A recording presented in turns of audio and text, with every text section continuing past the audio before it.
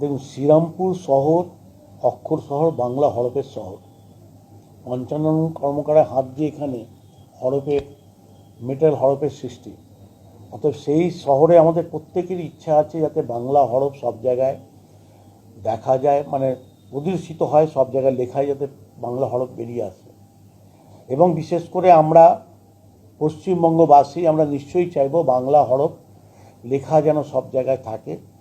ঠিক এই চিন্তাধারা আমাদের বোর্ডের সবার, আমরা সবাই মিলে চিন্তাধারা করেছি। এর মাঝখানে আমরি বাংলা ভাষার পক্ষ থেকে একটা আবেদন করা হয়েছিল যাতে প্রত্যেকের সাইনবোর্ডে যাতে বাংলা লেখা অবশ্যই থাকে।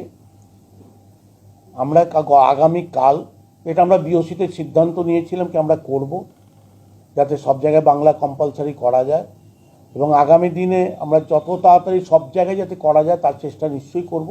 এবং গতকাল আমরা শ্রীরামপুর সেন্ট্রাল ব্যবসায়ী সমিতিকে, মেনলি তো ব্যবসায়ী সমিতি সব দিকে দোকান, তো তাদের সঙ্গে আমরা কথা বলেছি, তারা আমাদের সঙ্গে সহমত হয়েছেন।